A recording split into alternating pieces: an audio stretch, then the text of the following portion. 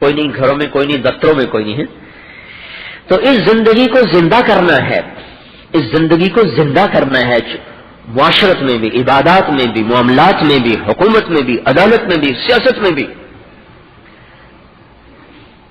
اس کے لیے محنت کے بغیر کوئی چارہ نہیں ہے، اس کے لیے جہد کے بغیر کوئی. ہمارے پاس جو معاشرت ہے وہ اسلامی نہیں ہے، رواجی ہے، رواجی. ایک بڑا اچھا دیندار خاندان، سب نیک نمازی داڑھی والے، ان کے گھر میں فساد مچاؤ. بہو مجھ سے پوچھے بغیر جاتی ہے، مجھ سے پوچھ کے کیوں نہیں جاتی؟ سارے گھر میں آگ لگا دی اور میاں بیوی کو متنفر کر دیا.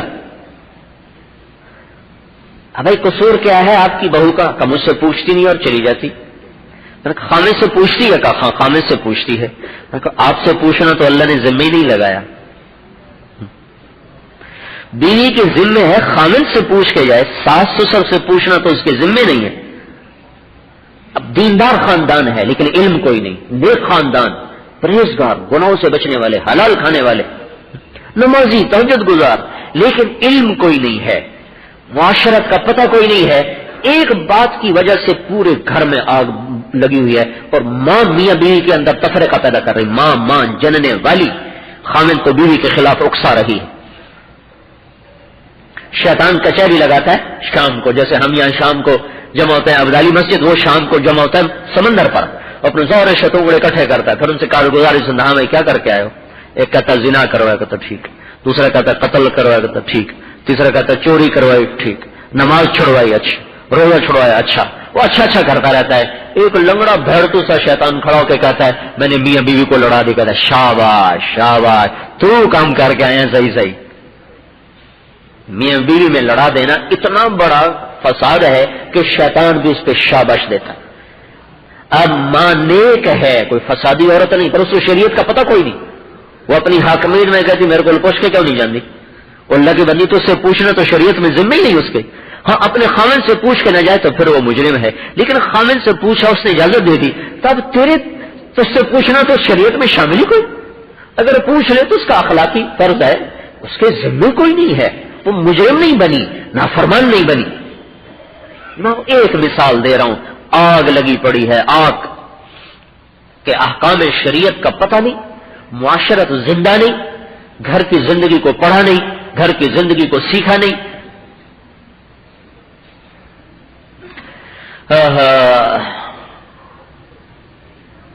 تو بھائیو سب بڑی ضرورت ہے محنت کرنے کی. نبیوں کے بعد اللہ نے اس امت کو چنا ہے. کنتم خیر امت، تم سب سے بہترین امت. کل بھی بتایا کیوں، اخرجت للناس، تمہیں لوگوں کے لیے نکال دیا گیا ہے. کیا کرتے ہو؟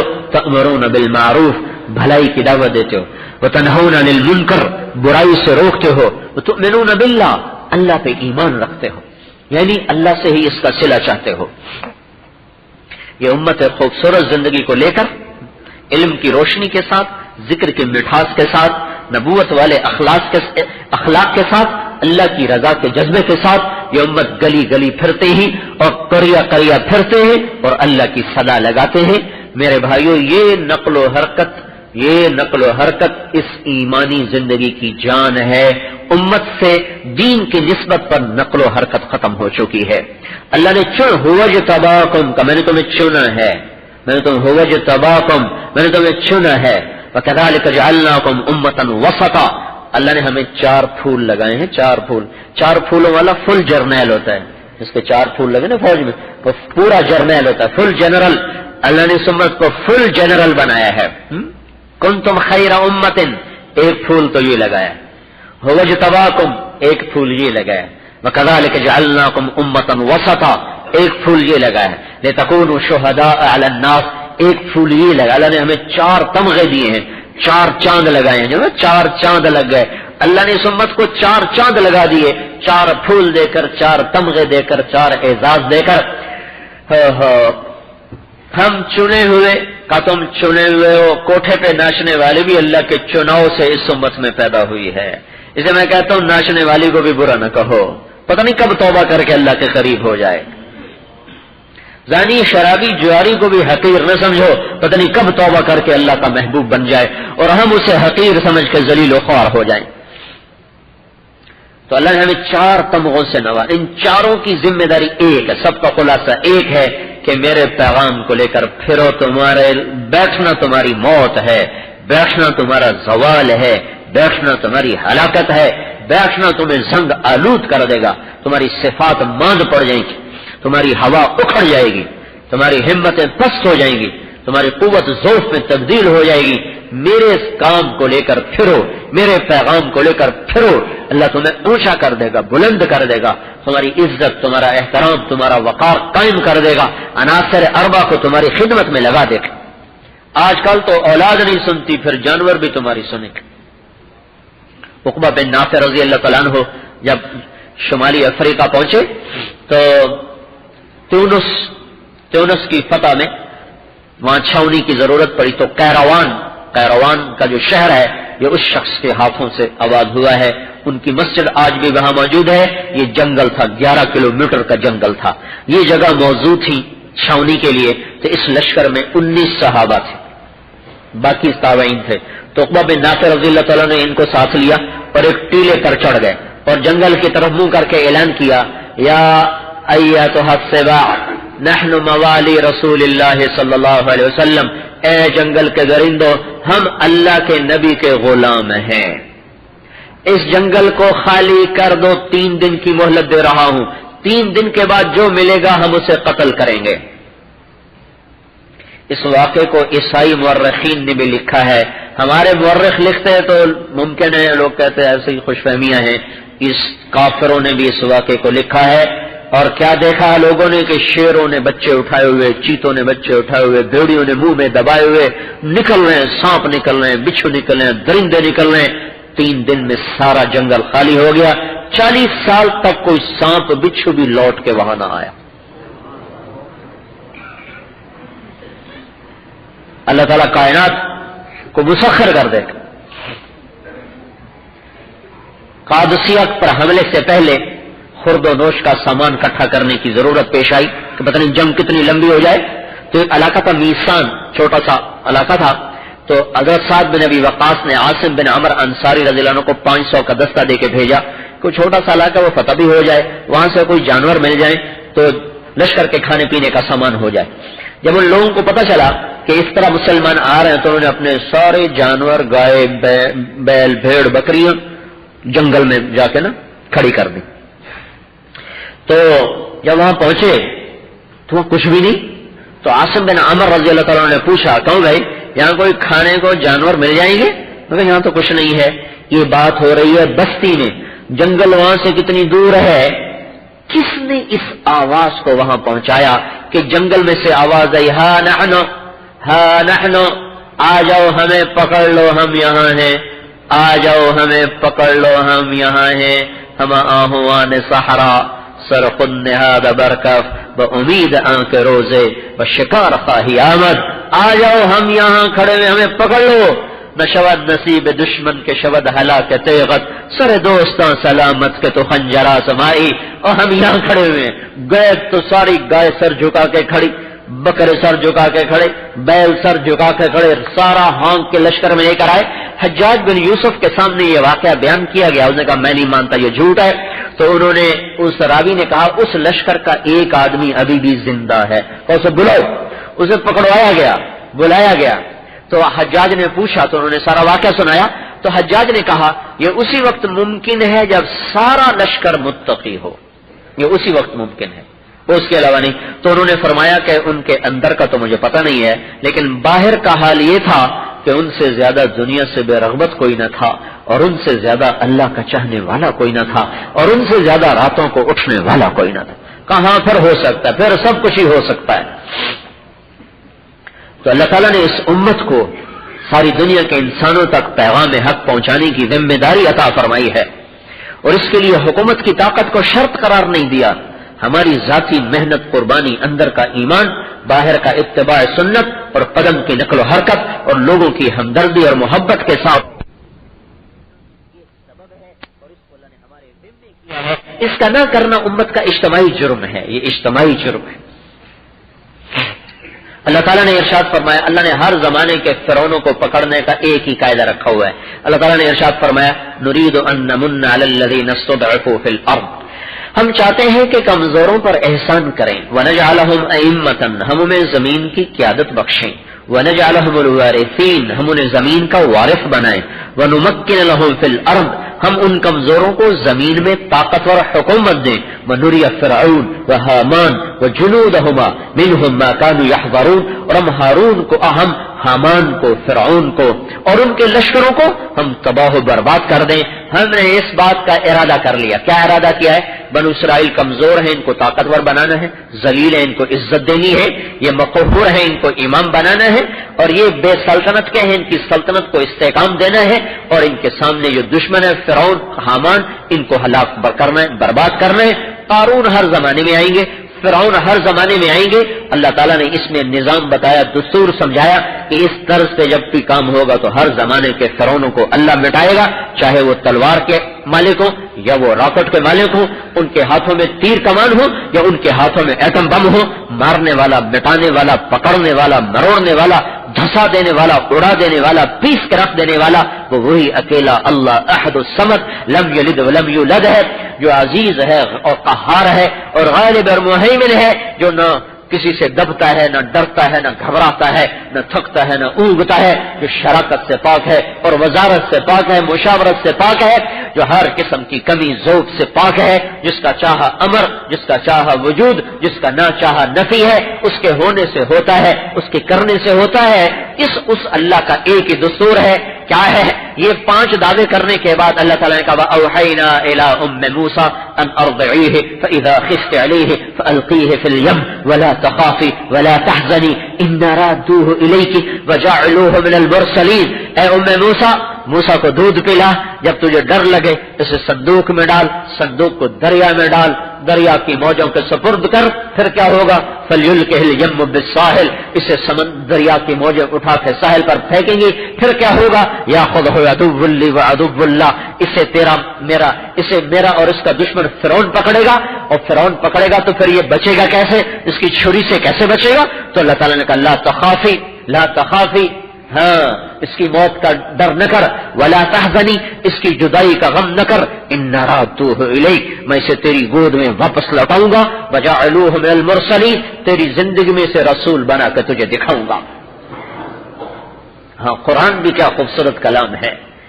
اسماعیل جو تھا نا، اسماعیل وہ طواف کر رہے تھے بیت اللہ کا، تو ایک لڑکی طواف کر رہی تھی، شعر پڑھ رہی تھی. اسماعیل اہل لغت کیا بڑے لغت کے امام تھے، تو ان کو اس کے شعر بڑے پسند آئے. کہا بیٹی بڑی فصاحت ہے تیرے کلام میں. انہوں نے کہا کون ہو؟ کہا اسماعیل. اچھا، ارے تو خود سمجھنے والا ہے اللہ کے کلام کو، بھلا کلام اللہ کے بعد بھی کسی کی فصاحت کے دعوے رہ گئے؟ دیکھتے نہیں اللہ نے ایک آیت میں 2 امر 2 نہیں 2 بشارتیں جمع کر دی. 2 امر 2 نہیں 2 بشارتیں اللہ تعالیٰ نے ایک آیت میں جمع کر دی. وَأَوْحَيْنَا إِلَىٰ أُمِّ مُوسَىٰ أَنْ أَرْضِعِيهِ، اے ام موسیٰ دودھ پلا، فَإِذَا خِفْتِ عَلَيْهِ فَأَلْقِيهِ، اسے ڈر لگے تو سمندر میں ڈال. 2 امر ڈال دیے، 2 امر 2 نہیں، لا تخافی، ڈرو نہیں، ولا تحزنی، غم نہ کر، 2 نہیں ڈال دی. ان رادوہ الیک، ایک بشارت، تجھے واپس کروں گا. وجعلوہ من المرسلین، اسے رسول بناؤں گا. 2 امر 2 نہیں 2 بشارتیں ایک جملے میں ڈالنے کے بعد کون فصاحت کا دعویٰ کر سکتا ہے؟ اسماعیل کہنے لگے مجھے اس کی اس تشریح کے بعد پہلے سے بھی زیادہ حیرانی ہوئی کہ میں ایسے ہی امام اللغہ بنا پھرتا ہوں، عرب کی بچی قرآن کو مجھ سے زیادہ سمجھتے. ہائے ہائے، کیا دکھ ہے کہ اللہ کے کلام کی فہم سے دل دماغ آری اور خالی ہو کے. کیا غم کی بات.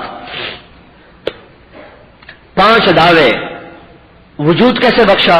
ام موسیٰ دودھ پلا، یہاں سے کہانی شروع کی. اللہ اپنے کاموں کو تدریجاً لاتا ہے. ہم جلد بازی میں ہوتے ہیں، جلدی ہونا چاہیے. تبلیغ اتنا لمبا راستہ، بھائی حکومت میں پہ قبضہ کرو اور اسلام نافذ کر دو. یہ تو مختصر راستہ ہے، حکومت پہ قبضہ کرو اسلام نافذ کر دو. یہ تبلیغ کون کرے گا؟ ایک ایک گھر تک کون پہنچے گا؟ کیسے ہوگا؟ یہ ایسے نہیں ہو سکتا. اللہ نے ہمیشہ ایسے ہی کیا. 5 دعوے کرنے والا اللہ. وجود میں کتنے سال لگے لانے میں؟ 120 سال میں ان دعووں کو وجود دیا. 120 سال لگے، جو 120 سیکنڈ میں نہیں، 1 سیکنڈ میں یہ سب کچھ کر سکتا۔ فرعون غرق ہو جاتا، حامان غرق ہو جاتا، قارون غرق ہو جاتا، قبطی برباد ہو جاتے، مصری بنو اسرائیل تخت پہ براجمان ہو جاتے، 1 سیکنڈ کی بات۔ 40 سال تو لگے موسیٰ علیہ السلام کو نبی بننے میں، 40 سال کا یہ عرصہ، پھر 40 سال لگے فرعون کو دعوت دینے میں، 40 سال کے بعد فرعون غرق ہوا تو پہلا مرحلہ پورا ہوا کہ فرعون حامان ہلاک ہوئے، پھر 40 سال مزید لگے، موسیٰ علیہ السلام کا بھی انتقال ہو گیا، ہارون علیہ السلام کا بھی انتقال ہو گیا، اور وہ نسل جن کے ہوتے ہوئے دعویٰ کیا تھا وہ نسل بھی ساری ختم ہو گئی۔ اگلی نسل پر یوشع علیہ السلام کے ہاتھ پر اللہ تعالیٰ نے اس دعوے کو پوری طرح وجود بخشا کہ نمن علی الذین استضعفوا فی الارض، کمزوروں پر احسان، نجعلہم ائمۃ امامت، نجعل الوارثین وراثت، نمکن لہم فی الارض، زمین میں استحکام اور حکومت۔ یوشع علیہ السلام نے جا کر شام پہ حملہ کیا اور اس قوم کو ہلاک کیا اور بنو اسرائیل کی حکومت کو مضبوط کر کے قائم کیا۔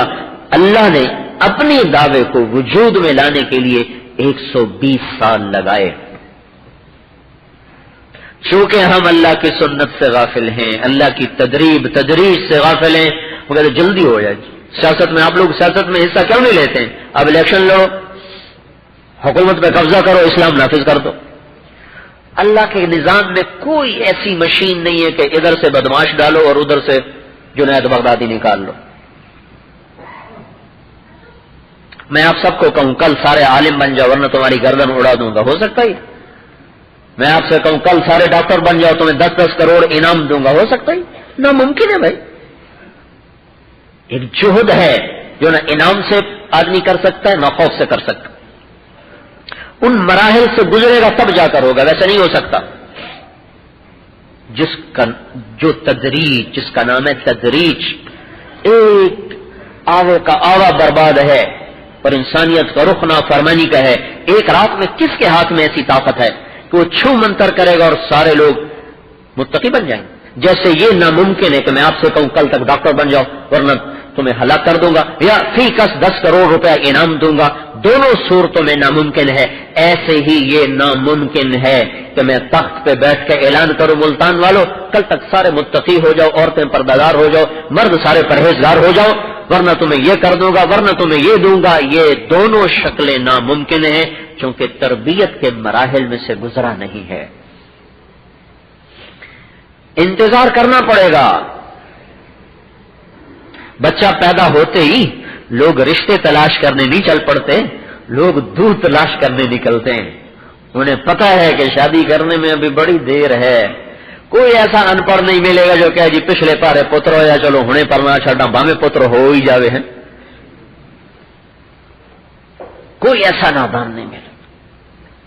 اسکول میں جاتے ہی ایم اے کی ڈگری لینے والا کوئی نادان آپ کو تمنا کرتا، کوئی تمنا بھی نہیں کرے گا۔ اور کہا کیسے پاگل ہو دیوانے، آج تو داخل ہو رہا، کل کہتا ایم ایس سی کی ڈگری مل جائے۔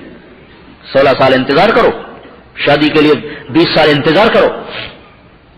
آج فصل کاشت کی، کل جا کے بوریاں میں لے کے اور درانتے وڈو بھائی وڈو پیچھا وڈو، کل کنک جو گڈی آئی ہے۔ پاگل دیوانے، وہ نومبر میں کاشت کی ہے، مئی کا انتظار کرو، 15 اپریل کے بعد سے شروع ہوگا کام۔ یہ 5-6 مہینے کا صبر ہے۔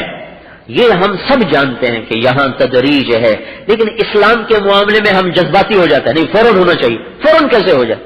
یہ بے نمازی معاشرہ کیسے نماز پہ آ جائے؟ یہ گانے سننے والا معاشرہ کیسے قرآن سننے پہ آ جائے؟ ماں باپ کا نافرمان معاشرہ کیسے ماں باپ کا فرما بردار ہو جائے؟ دین سے نابلد، علم سے بالکل ناواقف، وہ کیسے ایک دم علم کی باریکی، چلو باریکیاں چھوڑو، ضروریات علم کو بھی ایک دن میں نہیں سیکھا جا سکتا۔ تو میں بتایا نہیں، ایک دیندار گھر کا قصہ بتایا ہے کہ سارے گھر میں آگ لگا دی، میرے کو پوچھ کے نہیں جانتی ہے کیسے جی؟ تو بھائیو یہ تدریجن ہوگا، ایک دم نہیں ہوگا۔ اللہ نے بھی قرآن آہستہ آہستہ اتارا۔ حضرت اما عائشہ فرماتی ہیں رضی اللہ تعالیٰ عنہا، اگر حلال حرام کی آیات مکے میں اترتی تو کوئی بھی نہ مانتا، اللہ تعالیٰ نے پہلے دل کو نرم کرنے والی آیات اتاری، کبھی جنت سنائی، کبھی دوزخ سنائی، کبھی توحید سنائی، کبھی رسالت سنائی، کبھی قصے سنائے، کبھی عبرت کے واقعات سنائے، کبھی واضح و نصیحت کا انداز اختیار کرتے کرتے کرتے کرتے جب دل دماغ میں استعداد پیدا ہو گئی، پھر اللہ نے کہا یہ کرو، یہ نہ کرو، یہ کرو، یہ نہ کرو۔ اگر یہی کچھ پہلے آ جاتا کہ زنا نہ کرو، شراب نہ پیو، کہتے ہم نہیں کرتے، ہم سے نہیں ہوتا، جیسے بنو اسرائیل نے کیا تھا کہ ہم سے نہیں کیا جاتا، کٹھی تورات آ گئی نا کہ ہم سے نہیں کیا، سمعنا وعصینا۔ تو ادھر کیا تدریجن شراب کو بند کرنا ہے تو بھائی اللہ کہہ نہیں سکتا تھا ہاں بھائی شراب ختم، مکے میں اللہ کہہ دیتا شراب نہیں پینی، 13 سال مکے کے شراب چل رہی، پھر مدینے میں پہنچے ہیں شراب چل رہی، اللہ تعالیٰ نے صرف اتنا کہہ دیا فیہما اثم کبیر، دیکھو بھائی شراب بڑی گندی چیز ہے، بس اتنی بات، روکا نہیں، روکنا ہے لیکن ابھی استعداد نہیں، فیہما اثم کبیر، دیکھو بھائی شراب بڑی بری چیز ہے، شراب اور جوا بڑی بری چیز ہے، بس۔ پھر کچھ دنوں کے بعد دوسرا حکم آیا لا تقربوا الصلاة وانتم سکارى، جب نماز پڑھنی ہو نا تو شراب نہ پیا کرو، جب نماز پڑھنی ہو تو شراب نہ پیا کرو۔ تو کیا ہوا، 5 وقت روک دیا، جب 5 وقت پہ پکے ہو گئے پھر اللہ تعالیٰ نے تیسری دفعہ حکم اتارا فہل انتم منتہون، چھوڑتے ہو کہ نہیں چھوڑتے ہو؟ تو سب نے کہا فانتہینا فانتہینا، ہم نے چھوڑ دی، ہم نے چھوڑ دی، ہم نے چھوڑ دی۔ تو آج کا شرابی کو نہیں چھوڑا کہ اس کی تربیت کوئی نہیں ہوئی، یہ تھوڑے کہ اس کو پتہ نہیں کہ شراب حرام ہے، بڑا حرام ہے، تربیت نہیں ہوئی ہے، ایک دم چھوڑایا نہیں جا سکتا۔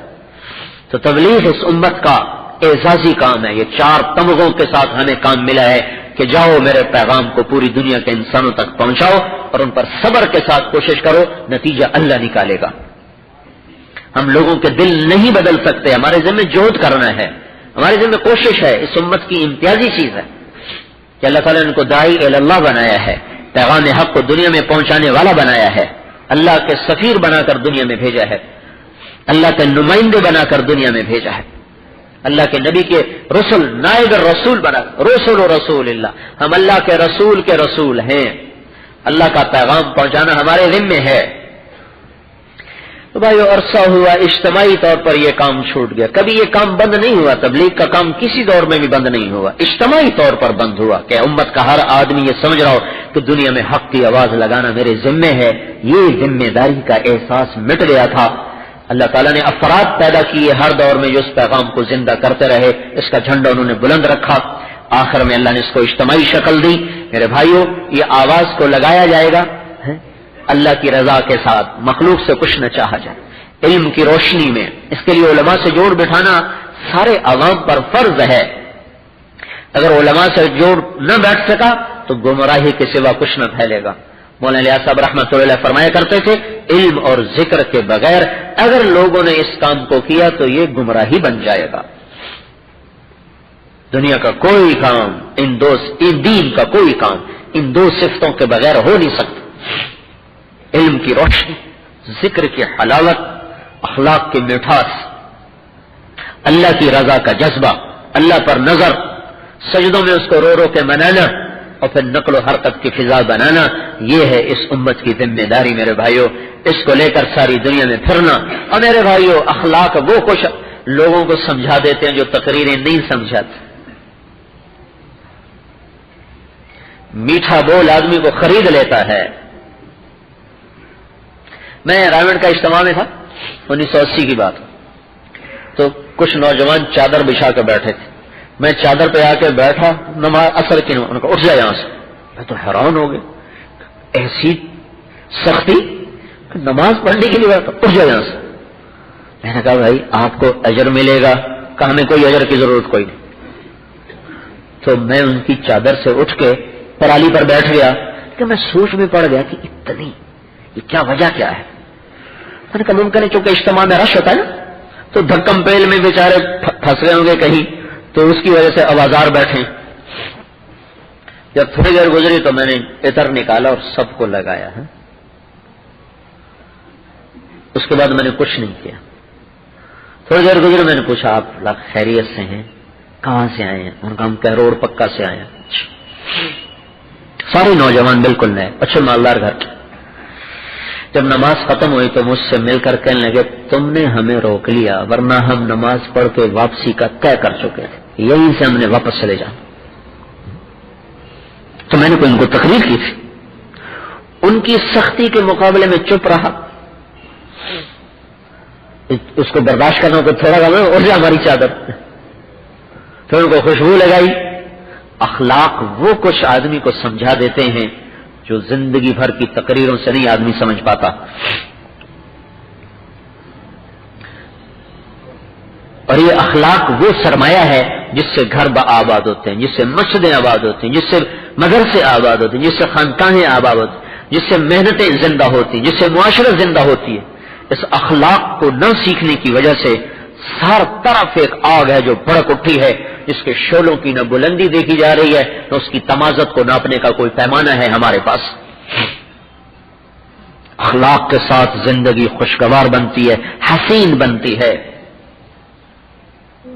تو میرے بھائیوں، عالم میں دین کو زندہ کرنا ہمارے ذمے ہے، سارے عالم کو اس پہ لانا ہمارے ذمے ہے۔ سارے تبلیغ والے برے ہوں پھر بھی ہمارے ذمے ہیں۔ یہ تبلیغ والے کرتے کچھ ہیں کہتے کچھ ہیں، چلو ٹھیک ہے، جو تمہیں کہہ رہے ہیں وہ تو ٹھیک کہہ رہے ہیں نا، وہ لے لو۔ اگر میں کہتا کچھ ہوں اور کرتا کچھ ہوں تو یہ تو میرا اور میرے اللہ کا معاملہ ہے۔ جو آپ کو کہہ رہا ہوں وہ تو سن لو، اگر صحیح ہے تو لے لو، غلط ہے تو چھوڑ دو۔ اب میں نے 1 گھنٹہ جو آپ سے بات کی آپ اس کو دیکھ لو، اگر یہ بات صحیح آپ لے لیں۔ اب میں خود اس پہ عمل کرتا ہوں یا نہیں کرتا یہ میرا اور میرے اللہ کا معاملہ ہے، وہ میں جانوں میرا رب جانے، لیکن آپ کو تو میں نے صحیح بات کہی۔ تو یہ کوئی معیار تو نہیں نا، تبلیغ والے کرتے کچھ ہیں کہتے کچھ ہیں، ہم نہیں جاتے تبلیغ میں، یہ کوئی معیار ہے؟ پھر نماز پڑھنا بھی چھوڑ دو، کہ کتنے نمازی ہیں جو سود بھی کھاتے ہیں نماز بھی پڑھتے ہیں، نہیں سود پہ کاروبار چلائے ہوئے ہیں پکے نمازی۔ پھر روزہ بھی چھوڑ دیں، پھر روزہ رکھ کے جھوٹ بھی بولتے ہیں، گالیاں بھی دیتے ہیں۔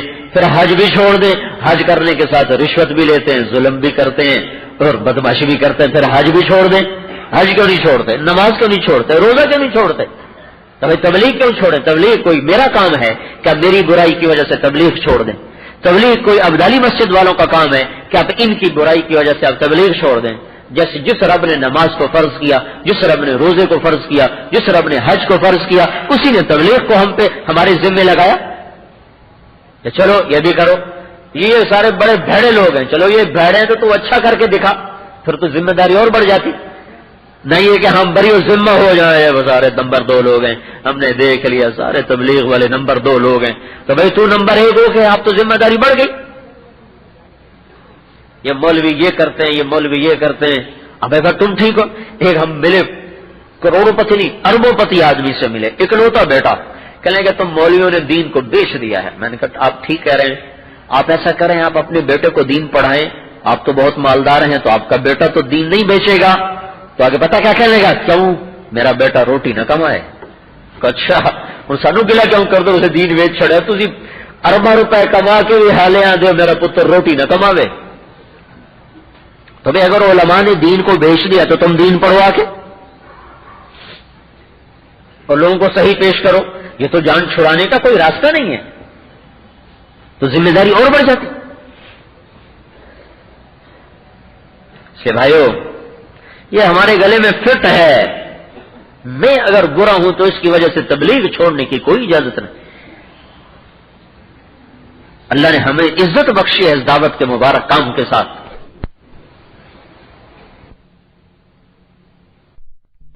تیار کردہ علمی کیسٹ گھر کیسٹ اور CD ملنے کا پتہ نو فرمان ہے۔ علمی کیسٹ گھر دکان نمبر 5 فاطمہ پلازا بالمقابل مدنی مسجد پڈلبی ایریا کراچی۔ Phone number 63708113